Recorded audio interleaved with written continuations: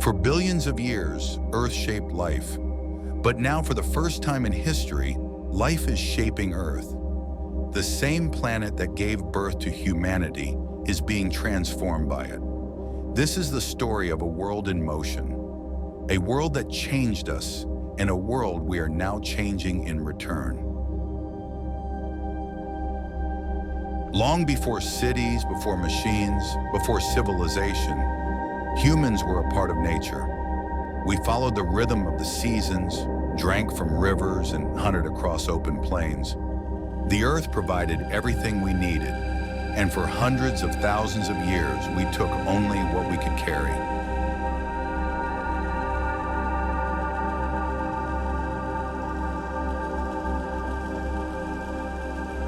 Then around 12,000 years ago, everything changed. The last ice age came to an end. The world grew warmer, the glaciers retreated, and green lands spread across continents. Humans discovered something extraordinary. We could shape the land itself.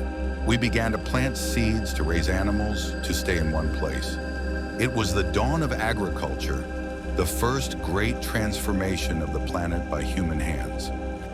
Forests were cleared for fields. Rivers were redirected to feed crops. For the first time, nature was bent to human will. Villages grew into towns. Towns became cities. Civilization had begun. With agriculture came abundance in population. More mouths to feed, more hands to work, more land to claim. From the valleys of the Nile to the plains of Mesopotamia, the earth began to bear the marks of our ambition. We built walls, temples, and roads. We carved mountains and drained marshes. The natural world was no longer the master. It was becoming a resource. Centuries passed.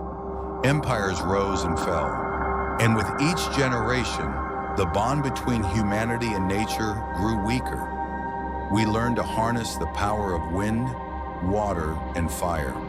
We mined the ground for metal and fuel.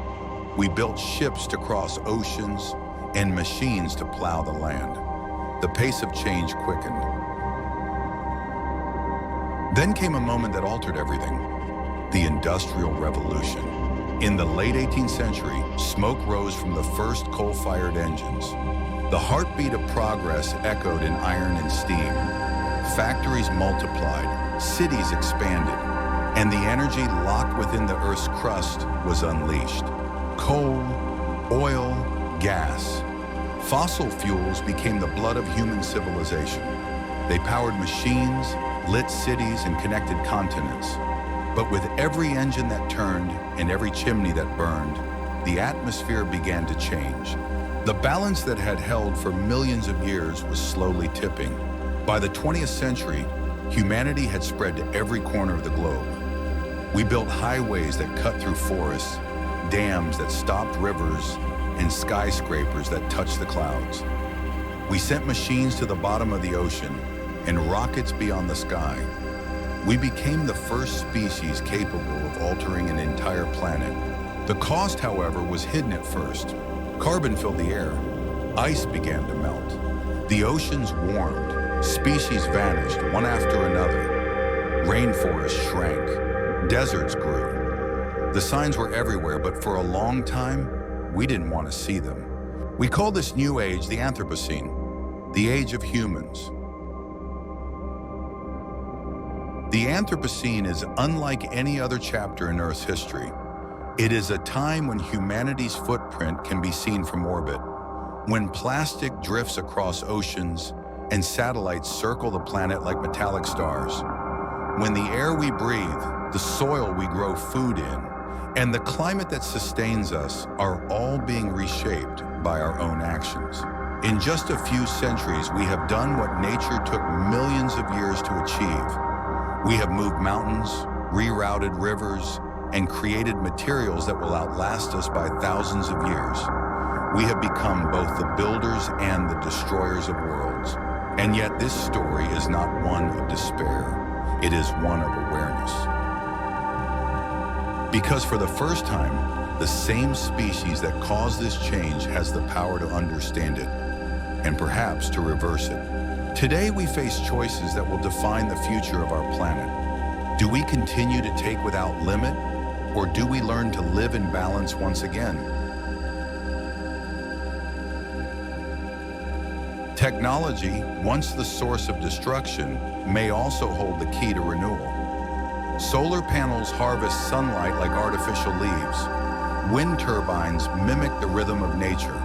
Reforestation, conservation, and sustainable living are becoming our new tools of survival. The Earth is resilient. It has survived impacts, ice ages, and extinctions. It can recover, but only if we let it. The question is not whether the planet will endure. It will. The question is whether we will endure with it.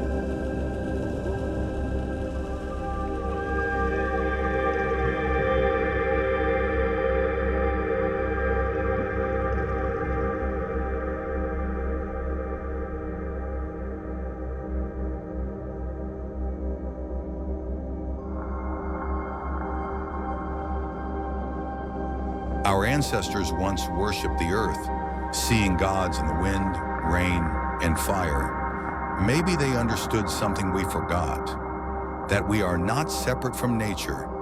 We are nature, made conscious. When we harm the planet, we harm ourselves. When we heal it, we heal our future.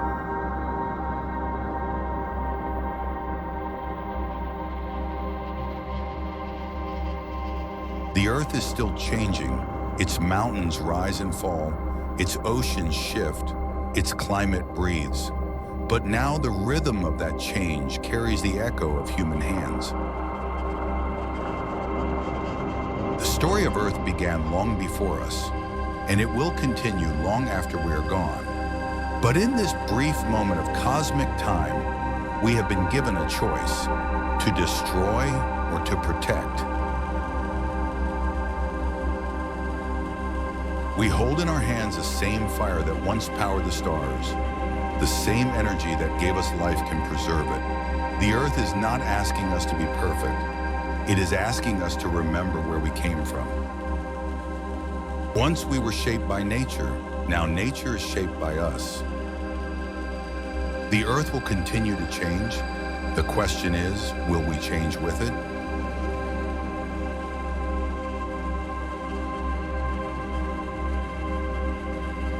You can like the video and subscribe for more.